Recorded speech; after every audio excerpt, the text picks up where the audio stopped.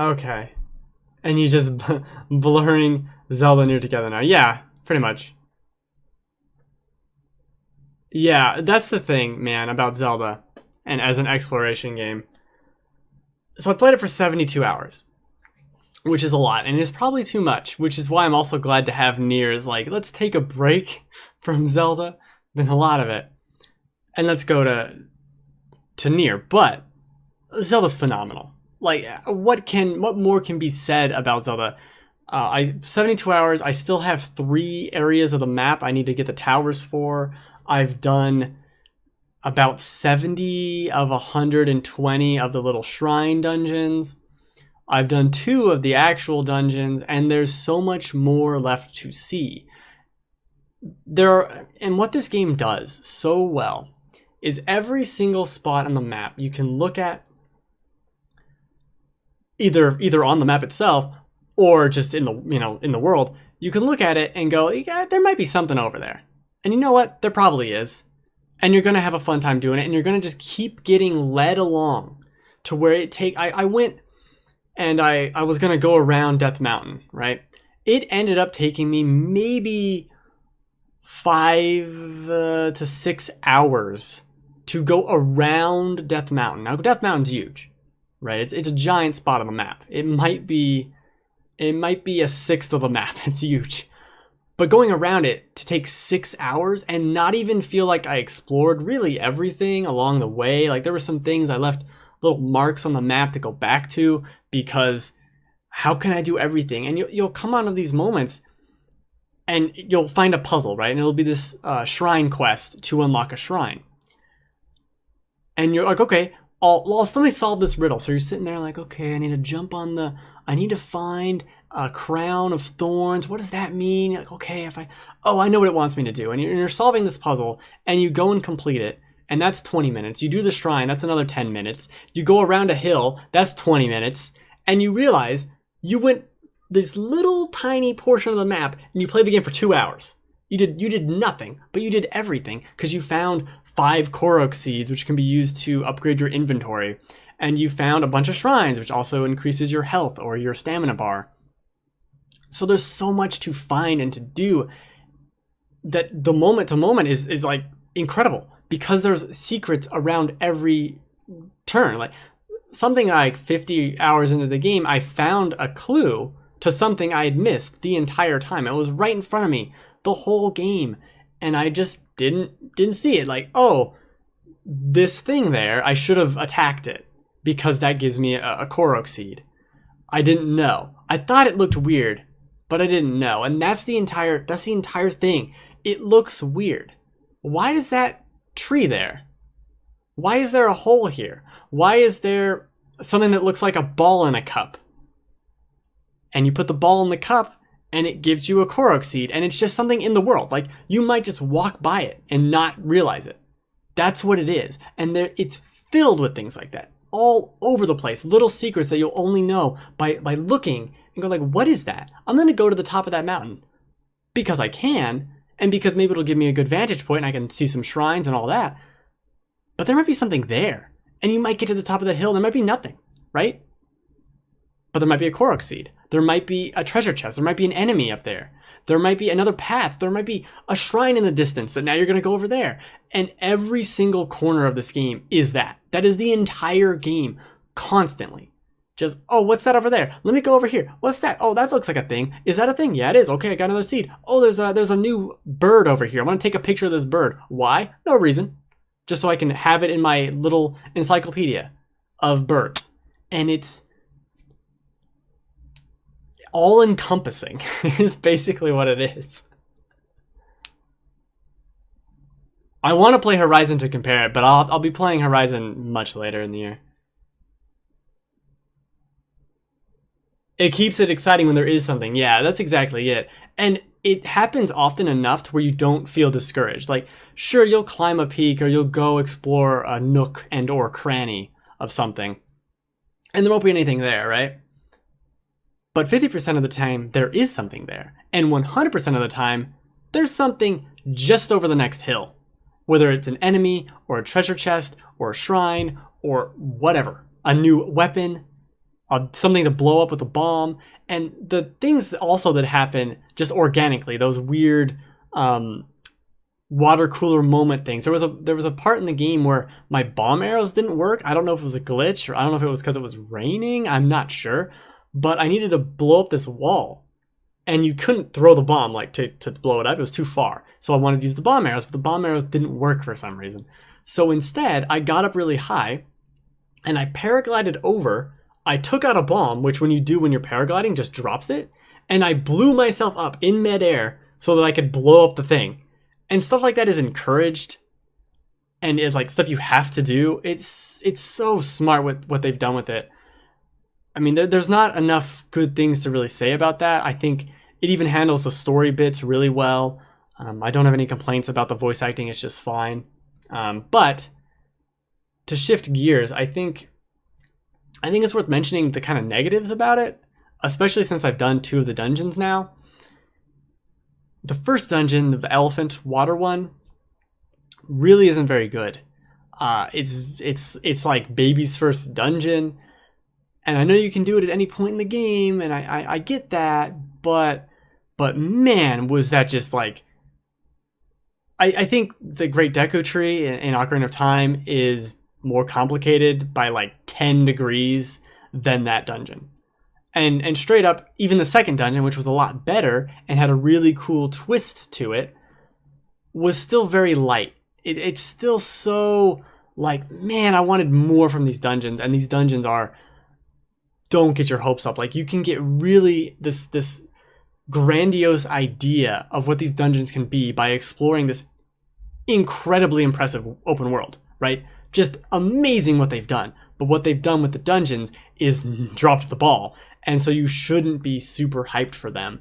They're cool, and it's interesting like how you get to them, and you know, the boss at the end is cool, but really do not live up to it. And it partially calling them dungeons is generous. Yeah, they're more like extended shrines. That's exactly the point. And I was concerned about that, but I think the biggest problem is that there's too much. But not like there's too much to do or there's too much of this. There's 120 shrines. There was a certain point in the game where I had 2 shrines in a row that were combat shrines. Now, I like the combat shrines, but 2 in a row, like right next to each other on the map, is a little silly. And it was that moment that I started to realize something about these shrines. They exist on this spectrum of infuriating and incredible. And the vast majority of them are closer to incredible than infuriating, but they exist in the good to great, but mostly good area. There are some shrines that involve the motion controls that are straight up, I think, impossible if you were playing with the controllers on the Switch, because you'd have to rotate the whole thing around and you can't see the screen. So that's weird. There are ones that involve using, you stop time on an object and you need to whack it to hit it into a hole. And this was for an optional chest, but that was the most infuriating thing. And I beat like all of Neo, and that was more infuriating than anything I did in Neo. So that should tell you, fuck that puzzle. I can't believe it got past anyone at Nintendo. That was so bad, so terrible, not fun at all. At no point in playing your game should I feel negative fun. Negative fun. Now sometimes I might be like discouraged. Negative fun. Negative fun. This is like, people could throw controllers over this. It's bad. It's real bad. And then one of these motion controls, almost just as bad. And then there are incredible shrines that are like 10 puzzles, and you're solving all these different aspects of it, and there's different ways to do it. And it's like, oh, I didn't even think of that. Oh my gosh, that's so cool. And then there are shrines that are like one room, and you go and you like shoot a fire arrow, and it's like, you did it. You know? And then the optional treasure chest is just off to the left a little bit, and you have to like look around a corner and find it, and then you leave. So the shrines are so overall all over the place. They can be incredible and deep in, 10 puzzles. Like I'm unlocking this switch, and then I'm moving that over there. Okay, then I cross this bridge, then I go over here and solve another 3 puzzles. And they can be the simplest little one room forgettable things, and that's the point. 70 shrines in, I don't remember any of these places, right? I remember a fighting dungeon or whatever is an option of them. I know certain of these puzzles. I remember there was a fire one where I'm using the motion controls to dodge water. That's cool. But man, 70, and I can maybe remember 20 at best, right? And some of these don't need to exist. And that's what I mean when I say there's too much. There don't need to be 120 shrines. There can be 60. And you can incorporate some of these puzzles into the dungeons and make the dungeons more interesting and better, quite frankly. And some of these shrines straight up can be deleted. They don't need to be here. And part of the problem, much as I love the exploration and all the aspects that brings, is eliminating pieces of heart and turning it into shrine rewards. Because it doesn't matter. Like, why would I fight that guy? Why would I go up that hill? It's going to give me a Korok seed. There's 900 of them. Do I need all 900? I don't know. I'm a little neurotic, but I don't know if I'm that neurotic. So I don't need to, right? I'll look at a guide later in a month when I'm ready to find all the Korok seeds. I'll find them.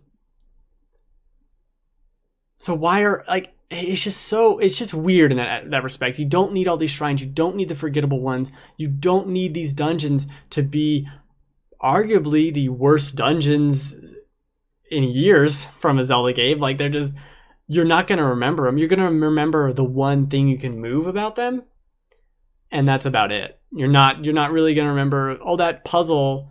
Like, the second dungeon I did was the Death Mountain one, and I couldn't find the last one, like the last switch for a little bit to activate. And I realized it was the easy one I forgot to do. I'm trying to like turn all this stuff. I'm like, where is it? Where is it? Oh, it's just right there. Like, I just missed that. So I'll remember that. I'll remember missing the one that was in plain sight and doing all the complicated ones first. That's exciting. It's frustrating a little bit as a Zelda fan to be like, they got so much right, and then they really just dropped the ball on this. I think the shrine quests to get into some of them are more interesting than anything you'll do in the game, at least that I've done, in terms of the survival island, or the one that's all in darkness, or the one that's like, it's like super wet and rainy, and I'm like, I don't know how to do any of this stuff. I guess I'll just whack these balls up a hill, and it works. And like, solving those mysteries ends up being much more interesting and rewarding than the dungeons. Also, something I realized while playing it recently, when you played the 2D Zelda games and you'd be in the mountain area or somewhere, and you'd go into a cave, and the cave would have a puzzle. And it was just a random one room that had a puzzle. I realized they finally did that for a 3D Zelda game. 3D Zelda games don't traditionally just have random puzzles all over the place. Like, they might have a thing here or there, but going into a cave and having something like that is exactly what a shrine is. It's exactly like, I found a shrine yesterday that was on this cliffside, and you had to kind of climb a weird spot and then throw a bomb and get into it. And like, that is exactly what a 2D Zelda would have done. Made this weird bombable wall that you went into, and it was just optional thing to do. And I love that idea of it. Like, that it's such a stupid realization, but that they put 2D Zelda exploration rewards and concepts into a 3D game and flawlessly executed is incredible. I mean, even with those complaints, like even saying that a lot of these shrines are stupid, a lot might be hyperbolic, and the dungeons are definitely a letdown. The game is still easily one of the best games ever made, I would say. Maybe that's more opinion, but I think inarguably it's one of the most important games ever made. This is something we'll be talking about for years and years. 10 years from now, people will be talking about this game. And I think that's something that the likes of other games won't be talked about. You know, like, at this point, Dark Souls is almost, or Demon Souls is almost 10 years old. Like, we're still talking about that and that influence. And we're going to have a similar thing with Breath of the Wild, in the same way of Fallout 3 is still brought up. Maybe not so now with Fallout 4 and Witcher and all that. But like, that changed the game, for the lack of a better word. And I think this is going to do a similar thing. I should also mention, I think another area, and this just might be my personal, well, it's all my personal opinion, so it is my opinion. The towns suck. The towns are terrible. And not in a way of like, I hate them, they're boring and whatever, but they are the least interesting of any Zelda towns. I think of Windfall Island in Wind Waker, or any of the towns in Ocarina of Time, or the Clock Town, or whatever it is in Majora's Mask. These towns are very forgettable. I think in Twilight Princess they were also equally as forgettable. And these are better than those, but now that I remember how forgettable those were. But these are like Zora's Domain. The least interesting Zora's Domain ever been. And same with like Death Mountain, the little Goron city. Least interested I've ever been in a Death Mountain town. Just completely forgettable. Kakariko Village. I mean, I went there and I caught a bunch of chickens and I left. And there's really like, oh, it's cool architecture. It looks visually interesting, but like, in no way would I put this Zora's Domain in my top 5 list of Zora's Domain. I don't even think I could like picture 5 of them in my head. But they're just not even in the running. They're just not good. They're not interesting to me. They're so caught up in like you go to the Zora's Domain and it's raining and it's dark and I can't see what you made. And it's not fun to play what you made because of all the stamina and all this stuff. There's nothing to find here. There's straight up nothing to find here. Oh, there's an inn, there's a shop man, and there's the guy I need to talk to. Okay, I guess there's no homes. I guess we forgot to add homes into Zora's Domain, but whatever. So that's strange to me. I think oddly enough, the little horse stables that function as inns are the most realistic and interesting in terms of establishments that you can go to, even though they offer nothing, but at least they're their own thing. And they feel, again, realistic. They feel like something that would actually be in this world because it's so large and because there's no people. We have all these stables to bring people in, and there's travelers and all that. Whereas these Goron City and Zora's Domain are so off and secluded, and they're almost isolationist in a way that I don't. They're just like over there, and they don't care, and I don't care either. I haven't even been to all of them, I should also say. The inhabitants are more interesting. I'll give you that. I do think there's a lot of cool characters in them, and their dialogue is really good, but aesthetically, as a place, I'm not into them. You do have a point there. There's some good people in Zora's Domain to talk to, and like that whole story, the storyline of Zora's Domain in this is great, and that's incredible. Like, that's what I'll remember. But the place, no. I mean, everyone remembers going to Zora's Domain in Ocarina of Time and like the little route you had to do and getting there and then seeing it when it's frozen and all these moments associated with that area. Unless there's a plot twist after I beat the 4 dungeons and I have to go back and like things are changed or something and there's more story, which I don't think is going to happen. I don't feel like there's going to be as a connection. And it's partially the problem for me is that the world outshines these places tenfold, right? There's so much more to see and do and to love and discover in this world than there are in these towns. They are basically just, they might as well be menus. They might as well be, do you want to sleep? Do you want to buy stuff? Yes, no. Like that's what they might as well be. Here's some quests. And I like the quests, and I already said I like the dialogue, I like the characters there, but as places, they're so small and insignificant compared to the Breath of the Wild that you're spending the rest of the time in. And so I guess that's my problem. And it's like such a tiny problem to have. I think the bigger problem is the shrines that I'm talking about and the lackluster dungeons. Those are bigger problems. Not liking the towns as much is kind of dumb, admittedly. Like, this is kind of dumb, but it is something that I was thinking about. Even something like Lake Hylia is, I mean, it was a cool bridge, right? Cool bridge. That's it. There's a shrine down there. Oh, okay. Like, stuff like that, returning names. Don't do it for me. The Temple of Time is cool. But I mean, that's it. Like, that's my description of it. It's cool. It's cool to see it, I guess. That's not a great description. That's not really, like, that's not high praise, the same type of praise I can give to the rest of the world and 99% of the rest of the game. Something, actually, one thing they did way better, I would say, is the Lost Woods and that whole area. That's incredible. That's something that I'll remember. That's a top 5 of Lost Woods and corresponding forest. That's a top 5 there. That is a great little city, a great entrance, little quest lines in it. I loved that. It runs like garbage on the Switch. But besides that, that's a great little place.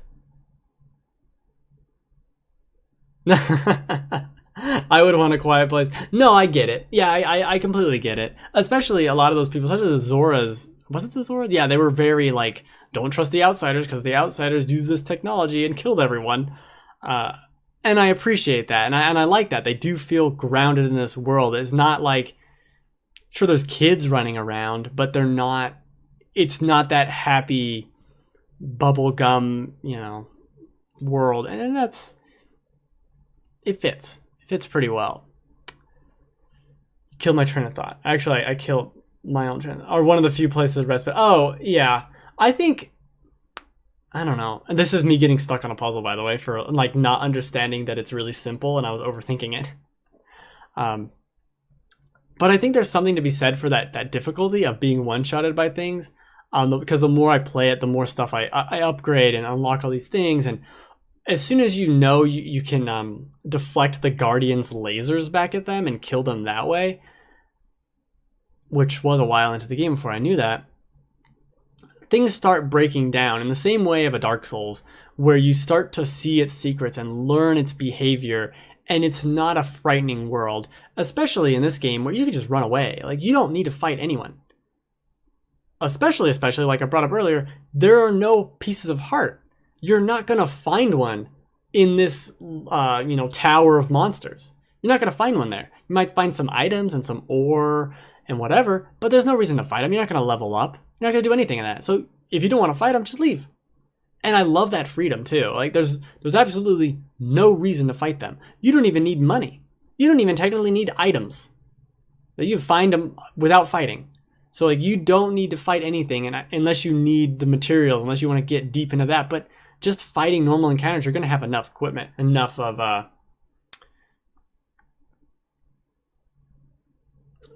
just enough materials to craft. The limited crafting that there is.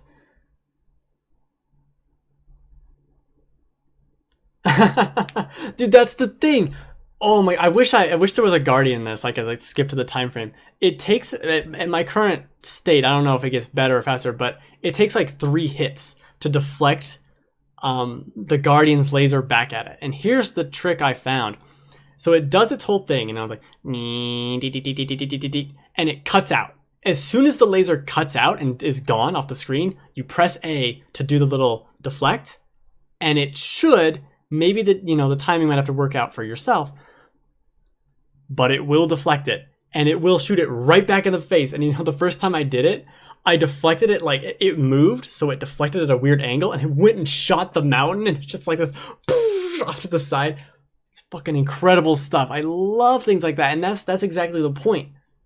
60, you play the game, you've beaten it. You didn't know that was a thing. There are still moments, because I've played like 72 hours. There are still moments of like, I don't know what that is. Like, what the hell is that over there? I don't know. Or I'll be throwing a bomb and being like, oh, I can do that with it? I never would have thought of doing that, but this puzzle required me to do it. Like, oh, okay. I didn't think about that. Only recently, like there was a pillar in one of these shrines, right? And there was a treasure chest on it. And I could kind of see how I was supposed to get it, but I just didn't care. So I froze it in time, and I shot it with like 3 arrows, and it knocked it off its pillar, so I could just go get it. And I got my arrows back too. Like, that's how I solved that puzzle. 100% not how you're supposed to solve that puzzle. I think I actually could have picked up a metal block and knocked it off the top, but it's so amazing, the things that the game doesn't tell you that you just kind of find out. Like, the first time I discovered you can freeze waterfalls, like you can make an ice block. Oh, I just realized how to solve a puzzle. You can make an ice block on the side of a waterfall. So it's horizontal, coming out of the wall of the waterfall. And you can climb waterfalls that way until you get the Zora thing, which I didn't even know existed, again, until like 50 hours into the game. Because I'm like, main quest, I never heard of that.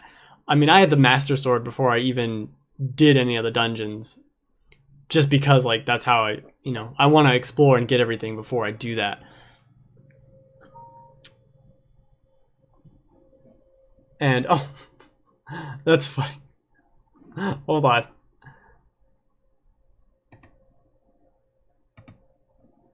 Please hold. My computer's like, you ran out of disk space, dude. Hold on. Okay, I recovered from that. There's something...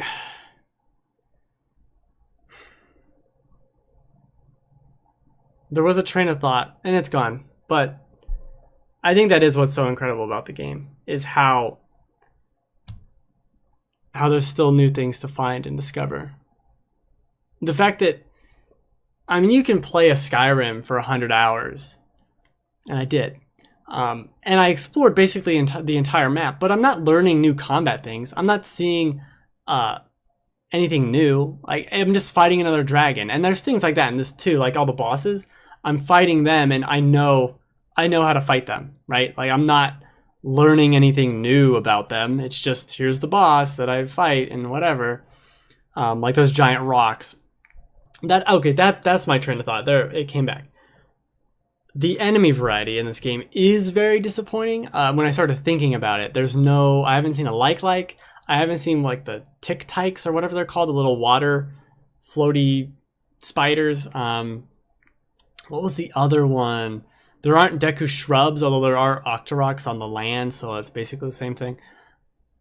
There are a couple other staples, Zelda staples, that are missing. Like a Dodongo. Something like that. There's no Dodongos. There's like a giant dead one, but that doesn't really count. And it might not even be a Dodongo. It might just be a giant skeleton. I don't know. I think it's just a giant skeleton, but there are things like that are missing. There's the random bosses like the Talus or whatever, and then there's a skeleton guy I fought once, and the giant Moblin man, and those are fun. But man, there's so many of them, and it's just the same fight each time. Like, once you learn its pattern, it's really not anything spectacular. They're still fun to do, and that's kind of the whole thing. Is like, it's still fun to do everything in this game. But certain aspects, after 70 hours, like, I get it. I get it. It's a rock, man. I get it. But that's, I mean, again, find the things to nitpick about. We're going to peel it back. Peel all of it back. But then that's enough about Zelda. I think, because I've been kind of like checking in every week. This would be the third week, I guess it would be, in a row with how I've been playing the game, because it's so huge. There are so few games like this, and I think rushing through it, like beating this game in 30 hours, I think is stupid. I think that's a disservice to everything it is. It's so much more than just the sum of it. Like, no, it's not these story moments. It's not, oh, I found the Temple of Time and I got the sword, okay. Like, it's exploring. It's going and getting lost for 10 hours. You play the game like 2 nights in a row and you did nothing. You did shrines and you explored over here and you talked to no one. You did no side quests. And I love that about this world, that it is, like, people will call it barren. And that's the point, I think. And it's so interesting to me. It's not empty. There's always something there, but there is a loneliness to it that works perfectly. Incredible game. Now, I really hope I like Nier almost as much, because this is my year for games. Resident Evil and Neo, and these, they made all the games for me this year. That's what they did. They took a couple of years, gathered all the higher ups, and they made the year for me. And that's this year. Also getting Prey, and then I think the year for me ends. The year for me ends right about there, actually. Unless there's a Pokemon on the Switch and a new Mario on the Switch. Okay, the year continues. The year continues. New Animal Crossing. Okay, I could get down with that. I doubt that.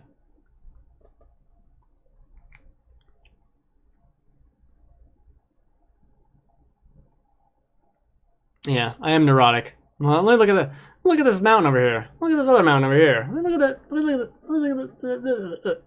Like a crazy person. New Donk City, hell yeah, New Donk City. Gonna do all those shenanigans with Mr. Kong. It's gonna be a good time in New Donk City. Honestly though, after June, I can't think besides Mario, like you just said, I can't think of a single game I'm interested in, but I know, Crackdown 3. There's also Persona 5. Oh my god, this is out of control. This year needs to be stopped, is basically what I'm telling you. It's too much. They've gone too far. And we got, oh man, I need to play the new Shovel Knight stuff. I want to play Yooka-Laylee. Chasm will hopefully be this year. Good god, I kickstarted that like 4 years ago. Please give me the game. Please. It was good. I played the demo 4 years ago. It's good enough. Ship it. Give it to me now. But then that's enough. Do this show every Friday, 3 p.m. Pacific time. Twitch.tv/TheGameFanatics. I keep looking at the chat. No more donks. There are fewer donks now. And we just hang out. Talk about whatever. Watch me. Oh, this guy started talking about poop. This little kid just started saying poop, poop, poopity poop. And I was very confused by this kid. And I went to talk to him. He didn't explain himself. He did not explain himself at all. I was not a fan. I would really appreciate what's his deal.